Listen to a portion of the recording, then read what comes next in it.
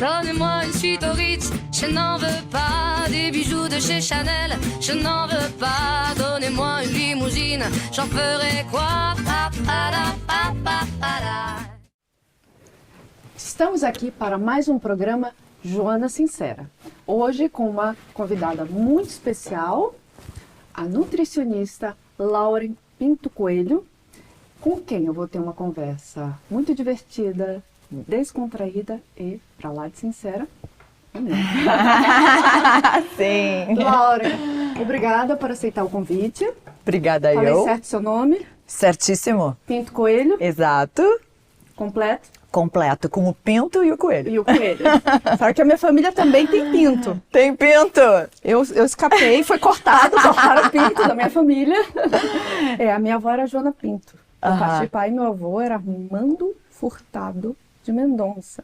E os filhos ficariam Pinto Furtado de Mendonça. Então, fracionaram o nome Furtado de Mendonça e ficou Pinto de Mendonça, e depois dos Mendonça, como eu, perdemos o pinto. Sim!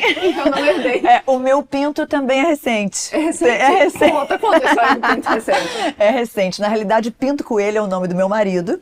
Eu sou, Lauren Bisonin Castilhos. Como eu tenho o Bisonin da minha família italiana, eu não podia tirar o Bisonin por causa do passaporte italiano, que eu tenho descendência italiana. E eu adquiri o Pinto Coelho, que é um nome composto. Então eu tive que ficar com esse nome enorme. No Brasil, quando eu morava no Brasil, eu não usava o pinto. Porque eu não achava o pinto muito atrativo, digamos assim. Então eu cortei o pinto, fiquei com o coelho. Chegando aqui em Portugal, me falaram que Pinto Coelho é um nome muito tradicional, de uma família muito importante, da qual, por coincidência, hoje eu vim a trabalhar na clínica do Dr. Manuel Pinto Coelho, que é meu primo de longas gerações atrás, da família do meu marido. Portanto, agora eu adquiri o pinto. Voltou a usar o pinto. Voltei a usar o pinto, que é meu direito, e aí o pinto agora está aqui. Pinto direito. Sim. Fala mais. A Lauren é nutricionista. Materno-infantil. Materno-infantil. Sim. Posso perguntar a idade, Lauren? Claro, vou fazer 48 mês que vem. Acreditável. Conta o segredo. Claro, além do segredo nutricional, propositalmente eu coloquei, pro lado o sacro e o profano da mesa. Sim, pro lado sim, nutricionista, com certeza. Vai o morango. Com certeza. E o lado profano vai pra mim. Joana, é um conjunto de coisas. Eu sempre fui muito disciplinada, eu sempre treinei, sempre fiz esportes desde pequena. Eu era bailarina, fui bailarina até meus 20 e poucos anos. Depois eu comecei a fazer ginástica, fazia na época aeróbica, que tinha aquela coisa de aulas de aeróbica. Exato, aulas de step. E comecei a fazer musculação. Comecei a fazer musculação e tomei gosto pela musculação. Então, assim, eu tenho disciplina do esporte na minha vida desde sempre. Desde criança, desde sempre. Então, sempre fez parte da minha rotina. É uma coisa natural.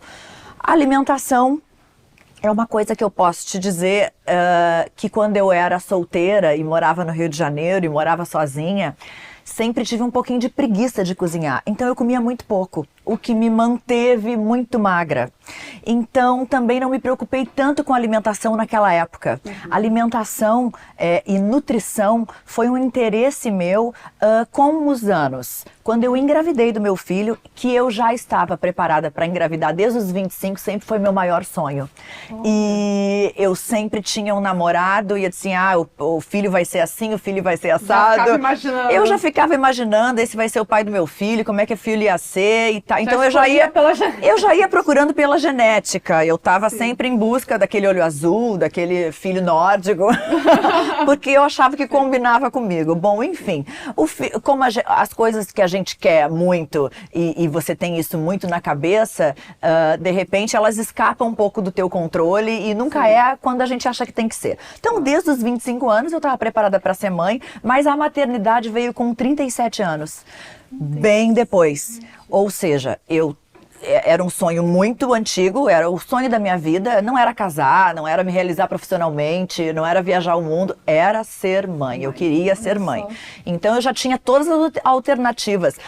Cada término com um namorado, eu tinha alternativa. Agora eu vou ver se eu consigo adotar, depois eu vou ver se eu consigo fazer fertilização in vitro, depois eu vou colher ovos. Então, assim, a maternidade era sempre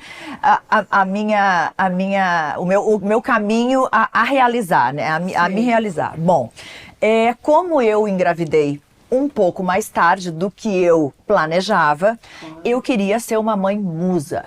Eu queria ser uma mãe maravilhosa, eu queria ser uma mãe magra, eu queria ser uma mãe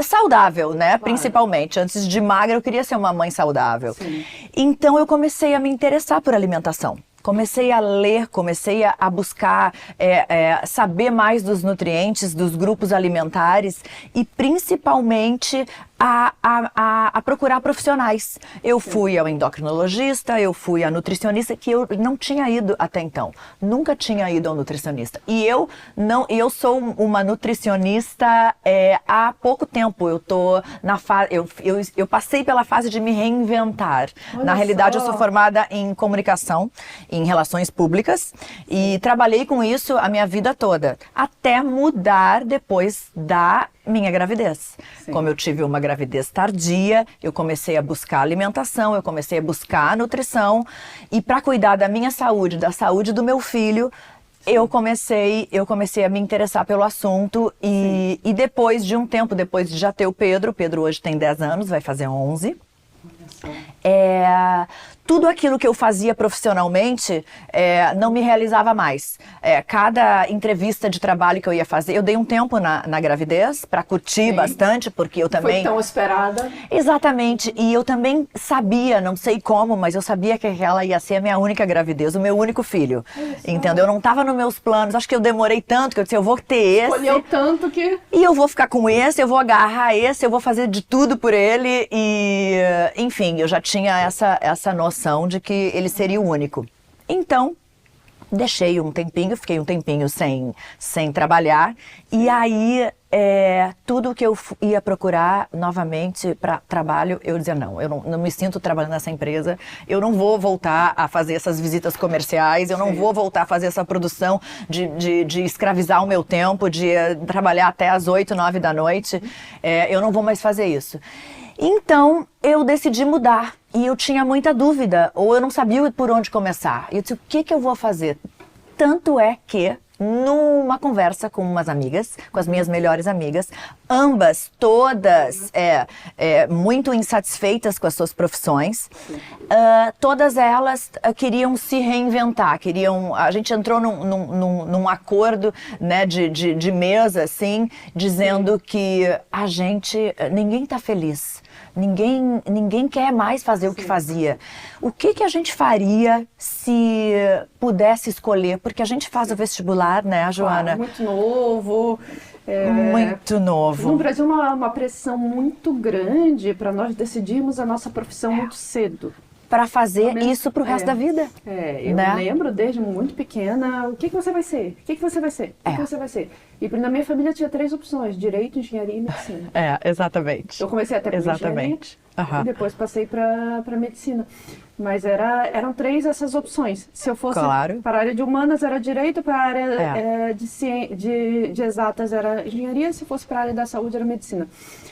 E depois nem sempre nós conseguimos, ou até por um determinado momento, aquela decisão é boa, mas como você falou, você se reinventou.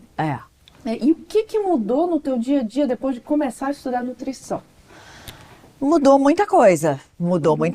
Eu comecei a ficar mais chata, eu acho. Eu comecei a fiscalizar a minha geladeira.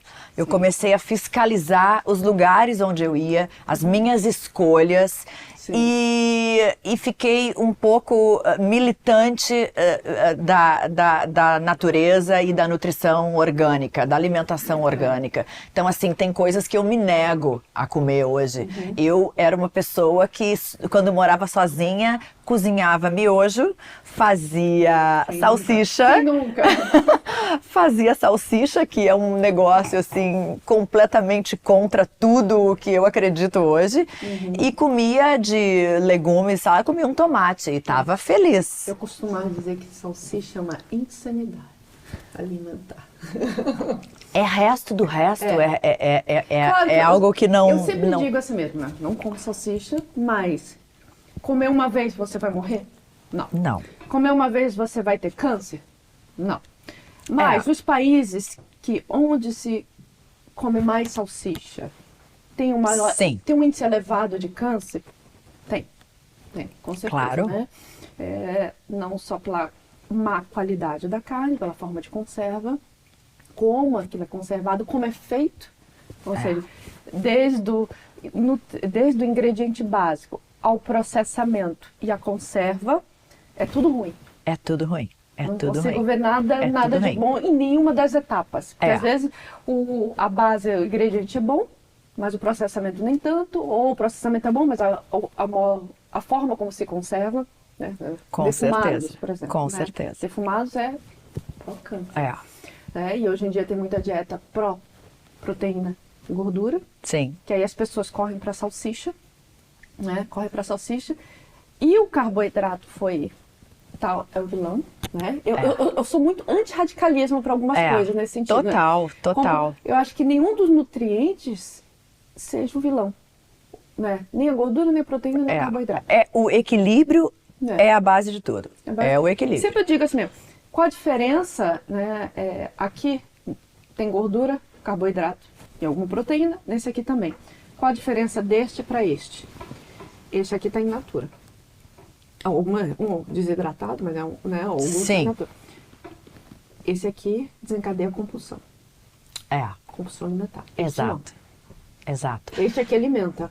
Sim. Você sabe que dentro da nutrição tem uma coisa muito, muito boa de você se regrar, de você se autorregular, que é o comer intuitivo.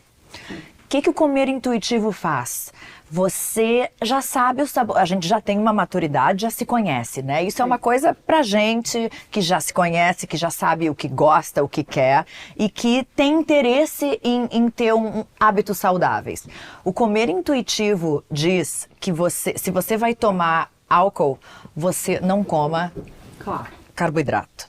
Se você vai comer doce, você também não. Então, assim, você faz. Exatamente. Então, se você vai beber muito, você toma água nos intervalos, né? Você toma um pouco d'água. Então, você torna o equilíbrio dentro daquela sua refeição lixo. Sim. Porque a gente precisa viver. Também. Né? A gente precisa viver, a gente precisa se divertir, a gente precisa... Ter vida social. Exatamente, vida social. Vai numa festa, muito, muito provável que na maioria dos eventos não tenha nada disso. Exato. Tem isso aqui. Exato. Né? Você vai passar o evento inteiro sem comer nada. Não pode, Né? é o equilíbrio. Quantos congressos de medicina eu fui, né? Se eu fosse radical, passava fome. Exatamente. Né? Então, mas moderar. E é engraçado porque, não sei se acontece contigo, mas todo mundo culpa a minha magreza por genética. Não. Né? Como se a gente não fizesse esforço nenhum. Ela Não. deve comer lasanha, acorda comendo pão, almoça lasanha. A genética, ela te ajuda até uma certa idade. Porque a idade pesa e vai chegando, e se você se largar, se você não tiver disciplina, não fizer exercício físico, não fizer um comer intuitivo e boas escolhas, o industrializado, aquele fim de semana, aquele teu desvio de disciplina, você vai pagar o preço. Não existe como. Você vai pagar o preço, mesmo que não seja esteticamente, se você tiver essa genética boa, mas aquela gordurinha vai concentrar no teu quadril, vai consertar no pneuzinho, vai ter um bracinho. Magras. Exatamente. Eu, por exemplo, tenho braço de polenta. Eu tenho um braço de polenta louca que eu fico desesperada. Eu já fiz lipo no braço. Você fez lipo? Eu fiz lipo no braço. No braço. Assim, nunca contei isso pra ninguém, não é uma coisa que eu divulgo, mas, né, sinceramente falando, eu já fiz, porque é uma coisa que me incomoda. Então, assim, eu tenho muita vaidade, eu sou vaidosa, eu tenho muita disciplina, eu trabalho na área da saúde, né? Eu cuido. Pode chegar. Eu cuido de crianças, eu acho que eu preciso dar o exemplo, né? Eu cuido de casais que tentam engravidar, que são inférteis. Eu cuido de gestantes, né? Eu preciso dar o exemplo, eu não posso ir contra o que eu acredito. E eu tenho esse interesse. Para mim é básico. Eu acho que hoje a gente sabe que as pessoas estão vivendo mais, né? Sim. As pessoas estão vivendo, tendo vidas mais longas. Mas a gente tem que se perguntar: com que qualidade de vida você quer chegar aos 95 anos? Você quer sair da cama sozinho?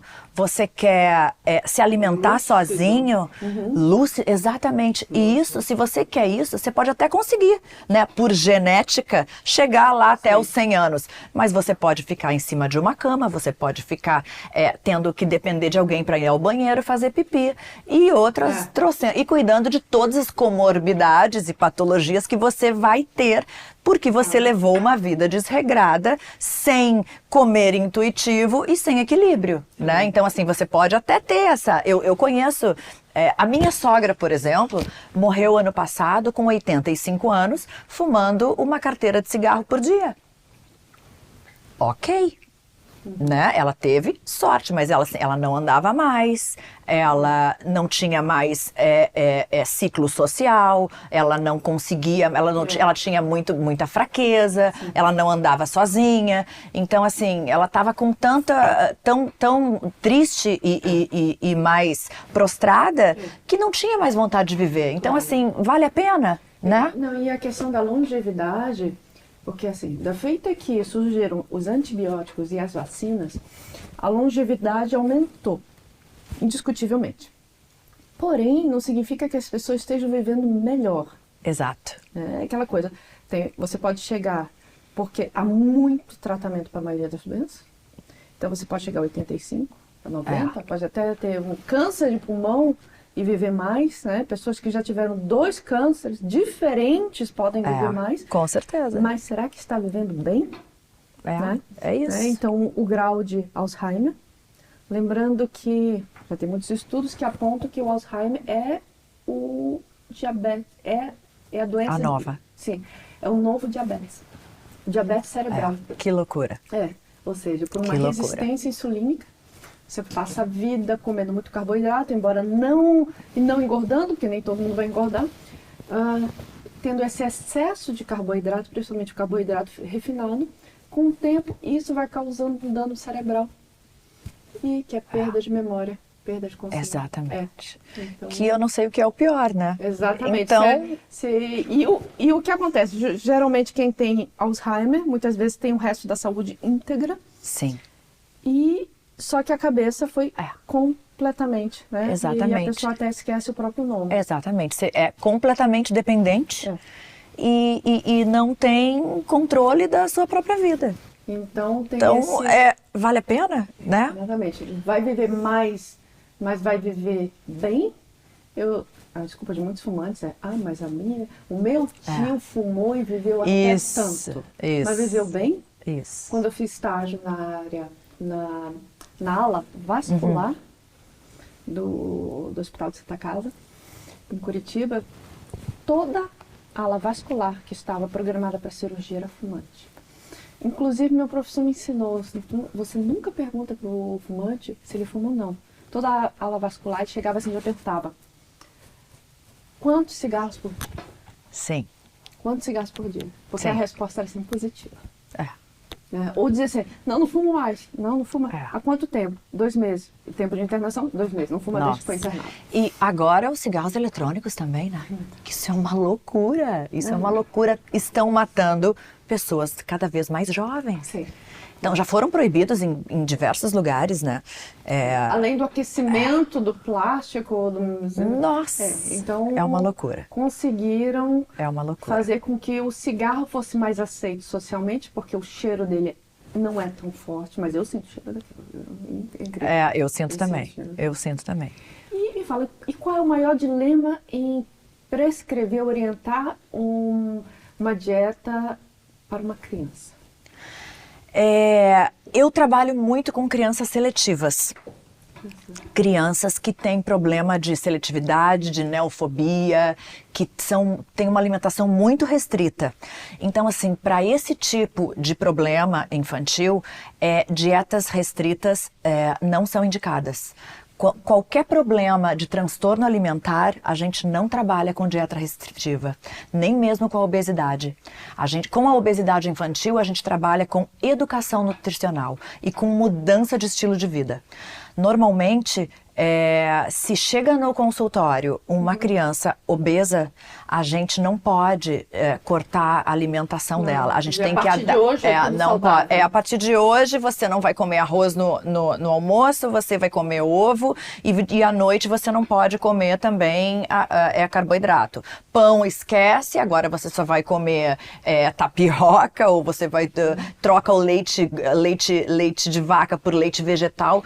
Isso é completamente proibido em dietas com transtornos alimentares infantis. E quais são os transtornos alimentares infantis, o que você mais atende? Seletividade e neofobia. Como é neofobia? Neofobia é o medo de experimentar. São crianças que não experimentam de jeito nenhum um alimento, que tem medo, que tem compulsão, que tem pavor. E isso tem causas enormes, né? Tem um transtorno que é o principal e o mais grave de todos, chama TARI. Transtorno alimentar restritivo evitativo. TARI. Ele é restritivo evitativo. A criança come 5 alimentos. Come 6 alimentos. Eu como a parte branca do ovo, eu como arroz, eu tomo leite, eu como bolacha e eu como... E eu como, por exemplo... Batata frita. Exato. Ou então eu como biscoito, tomo leite, e eu como pão e eu como um tomate. Eu conheci um caso já de uma pessoa de mais de 40 anos. Era um professor de dança e que ele não comia nada, absolutamente nada salgado. Nada. Ele só ingeria doce. A única coisa salgada que ele comia era batata frita. Olha. Era batata. E ele não era gordo. Professor de dança. Professor de dança. Então. Não comia comida. Não comia comida. Fruta também, geralmente era shakes. Era acho que era leite com vegano, não? Não, leite com achocolatado, sorvete sim, olha, bolo sim, batata frita. Mas tinha muito problema de saúde, você sabia disso ou não? Assim, era até casado com uma colega médica que até falava assim que ele, digamos assim, era o obeso magro. O obeso magro. Obeso magro. É uma pessoa, TARI, um magro desnutrido. É um magro desnutrido. TARI é restritivo evitativo. Ele come muito poucos e ele exclui vários grupos alimentares. Não come nada de fruta, não come nada de verdura. Não come... Então, ele está considerado. Tá. E veja que era um caso que já estava com 40. Ele falou que tinha trauma, que tipo, a comida causava nojo. Ele devia ter algum trauma de infância, alguma coisa que não foi tratada lá atrás, e ele nunca procurou tratamento, né? Porque tem tratamento. Também, assim. Nem a família. Tem tratamento e principalmente multidisciplinar, né? Porque nenhum transtorno alimentar um nutricionista pode tratar sozinho. É muito difícil um transtorno grave alimentar não ter outras causas que tem que ter ajuda de uma equipe multidisciplinar. Às vezes a causa é fonoaudióloga, Lógica, sim. Às vezes a causa é gastro, é algum problema de desbiose de intestinal. A gente sabe, né, que o intestino é o nosso segundo cérebro, né? A gente tem neurônios no intestino, então às vezes, eles não estão preparados a absorver os nutrientes, então tem que se tratar com gastro. Muitas vezes a causa é emocional. Tem que ter um psiquiatra às vezes, ou psicólogo quase sempre. Então são muitas causas. Então a gente tem que fazer uma anamnese gigantesca e muito detalhada, porque cada detalhe importa. A gente precisa estudar a fundo como foi a introdução alimentar, como foi a amamentação, como foi a gestação dessa mãe, se essa mãe passou por algum trauma, se essa mãe passou por alguma coisa que às vezes pode influenciar. Eu já tive um paciente que não comia coisas com barulho, né? Tem as texturas, né? Normalmente os autistas têm problemas sensoriais. E não comia nada crocante, não comia nada que fizesse barulho e nem nada que grudasse no dente. A gente estudando e vendo a fundo a anamnese, assim, demorou muito tempo pra gente descobrir, mas a gente descobriu que ele foi muito manipulado, foi um bebê prematuro e foi muito manipulado na UTI neonatal.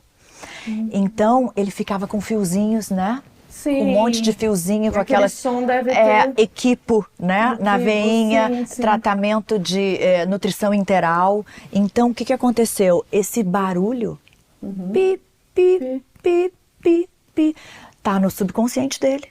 Sim. Que faz com que isso remeta à comida que ele come hoje. Olha só. Então, a criança não come. Não come porque ela tem uma memória, né, Sim. lá atrás, que causou isso. Então, assim, foi um trabalho de multidisciplinar com uma equipe muito grande, com a família muito engajada, porque 80% do tratamento é com a família, né? Imagina, não tem como tratar. Não tem como. A criança não faz compras, a criança não vai ao supermercado, a criança não cozinha, né? Aquela coisa, meu filho só come miojo. Quem que cozinhou? Quem dá? Quem comprou? Como é que é? comprou? Ele só gosta disso, só gosta daquilo. Enfim, é o estilo de vida. Então, assim, essas seletividades graves, elas têm todas a ver com outras causas que a gente trata também com uma equipe multidisciplinar e principalmente com a família, né? E existe um caso de remissão total? Não. Não. Não, ela está sempre em tratamento. Ela tem sempre em alta, tratamento. se ela consegue, a gente dá alta quando ela consome, quando ela começa a se alimentar de todos os grupos alimentares. Que ela tem a soma de todos os nutrientes necessários e básicos para ter uma nutrição saudável e um desenvolvimento, né? Cognitivo, físico, etc. Então, depois disso, se ela come tudo, ela está considerada de alta, né? Eu faço terapia alimentar, né? É um processo longo, é um processo demorado. Existe o SOS Approach, que a gente trabalha com a escala do comer. O que é essa escala do comer? A criança precisa primeiro interagir, depois tolerar, depois cheirar, tocar, provar e comer por último. Assim, é uma escala que até ela comer é trabalho, é um trabalho. Mas enfim, a gente consegue, tem resultados incríveis, super efetivos. Mas o que acontece? Normalmente as crianças, esse tipo de criança não consegue nem tocar no alimento. Nem tocar. Não toca. Experimentar é a última coisa, então você não pode forçar.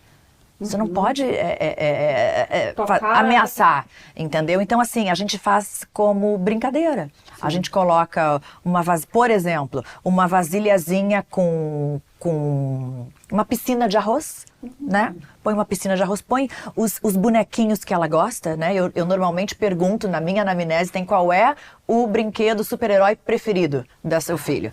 Então, a gente usa todos esses recursos, né, para a criança se sentir à vontade, cria uma conexão e ela vai lá e procura o bichinho que ela gosta, a gente pega o carrinho e faz tudo isso para ela tolerar. Antes dela, olha, para ela tolerar. Para ela tolerar. Medo, exatamente. Depois ela toca. Quando ela toca é o máximo. E às vezes ela toca e põe na boca, sem perceber, entendeu? Outra coisa. Conscientemente põe tudo na boca, se for pequeno. As que comem, né? As que comem, né? Porque, assim, hoje em dia a gente vê essa epidemia de obesidade infantil e vê que a relação da comida com as famílias, às vezes, é terror e pânico. São tragédias, são batalhas à mesa. Batalhas à mesa. Aí o que faz? Coloca o tablet aqui pro bebê de 2 anos comer. Pro bebê de 2 anos, então a criança vai comer com uma tela na frente. Porque daí a mãe tá uma garfada, um bichinho, uma garfada. Então, assim, ela não tá nem vendo o que ela tá comendo. Então, ela não conhece a comida, ela não toca na comida, ela não tem... Eu já vi o caso disso. Da criança nem saber, que ela tá tão interessada naquilo que ela tá vendo, que ela vai mastigando, vai abrindo a boca e nem ela tá realmente... Porque, pensa bem, né? Se você é uma tristeza, se você sofre, pensa uma mãe que acordou cedo, que vai buscar o seu filho, que não tem aquele momento o dia inteiro com a criança. Aqui, por exemplo, em Portugal, as crianças estudam de 8h30 às 4h30. Então, você só vê, se a mãe tem que trabalhar cedo, ela deixa a criança na escola, busca da escola e depois ela só vai ter o jantar com ele, né? Sim. Com ele e com ela. E aí, nesse jantar, a criança não quer comer. A criança chora, a criança berra, a criança... O que ela vai fazer? Estressada, já cansada, tendo que descansar, tendo que preparar tudo, tendo que cozinhar, né? O que faz? Bota a tela, é mais fácil, né? É mais fácil. É mais fácil, é um sofrimento. Facilitou. Exatamente. Então, esse tipo de criança que nos procura para acabar com isso. Entendeu? Então, tudo tem... E aí vai, fala na escola, porque às vezes eu vou na escola, né? Eu vou na escola para saber. Escola, sim, né? eu vou na escola, eu faço compras com a criança, eu faço compras com a mãe, eu vou na casa, Várias escolas aqui costumam ser saudáveis. Ai, isso é... Eu não sei porque os meus filhos se recusam. O meu filho come de tudo, mas ele se recusou a comer comida da escola.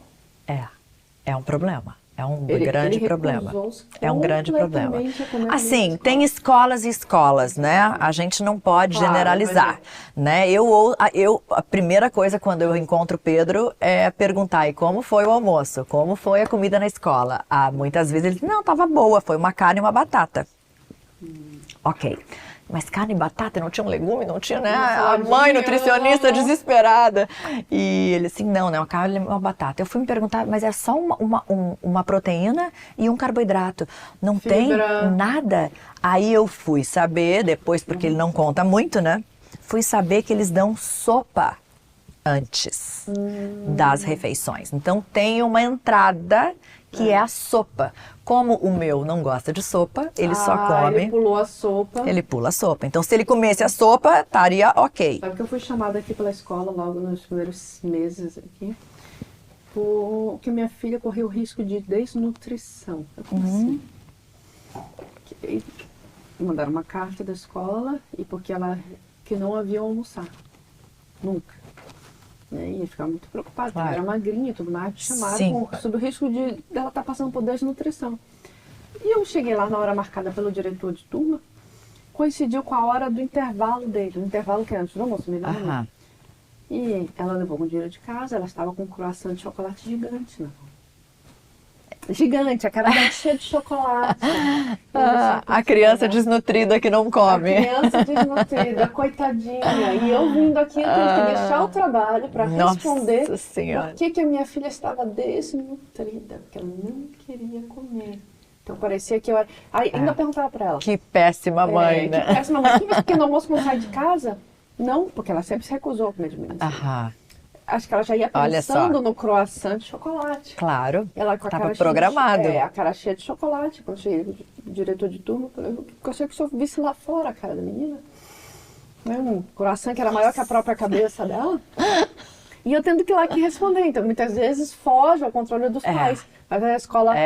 com certeza. Proporciona alimentação adequada e... Completamente. E a criança não passa toda a informação, não passa que tinha uma informação. Não. Por uma sopa de legume, nunca passam. Uma sopa de couve. Eles nunca passam. Eles passam a versão deles.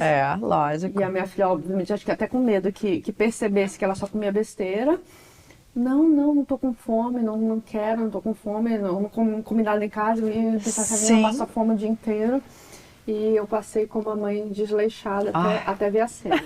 E qual foi o caso mais interessante da tua carreira, que você consegue lembrar? Olha, por enquanto eu acho que foi esse.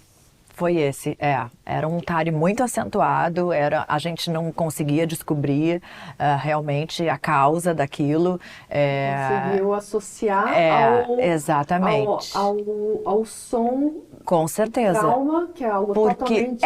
Porque às vezes a anamnese de seletividade alimentar, ela é muito longa. Então, assim, os pais, quando chegam no consultório, eles já estão muito cansados, né? Eu trabalho com seletividade alimentar e nutrição infantil, né? O meu foco é criança, mas eu me vi na obrigação de tratar os pais, é claro. De tratar os pais. Então, por isso que eu trabalho hoje com tentantes, né, que são os pais que querem engravidar, que às vezes são inférteis, né, a gente chama de tentantes, são pessoas que tentam e não conseguem por vários motivos. Depois disso a gente trabalha a gravidez, depois trabalha o recém-nascido, né, a introdução alimentar e a criança. Só que se eu consigo ter um bom tentante com uma boa programação nutricional para ela ter uma gravidez saudável, perfeita, com um aporte total nutricional, ela já vai ter um recém-nascido e um bebê, uma introdução alimentar tranquila, um recém-nascido muito saudável, e depois disso, o que vai acontecer? A criança não vai ser tratada por mim, porque ela não vai ser seletiva. Não vai precisar. Ela não vai precisar, entendeu? Mas ela já tratou antes. Então acabou. Tá tudo lindo. Então, assim, por isso que a promoção de saúde e a prevenção da saúde tem que ser dessa maneira, né? Mas, claro, a gente tem o consultório mais cheio com crianças seletivas. Mas o objetivo é que elas não cheguem seletivas, né? Para poupar. E é um trabalho árduo, né? Para poupar exatamente. Para ninguém ter que fazer terapia alimentar. A terapia. Exatamente. Nem a criança, nem os pais. É isso. Um fato muito interessante com aqui a nutricionista Lauren Pinto Coelho. Com pinto e tudo. Você atende onde, Lauren? Eu atendo na clínica Chegar Nova Velho, em Lisboa, na José Malhoa. Se você gostou desse vídeo, deixe seu like aqui, siga-nos no YouTube, no Instagram. As informações estão todas aqui abaixo. Muito obrigada. Foi de ótima utilidade. Obrigada, eu que agradeço.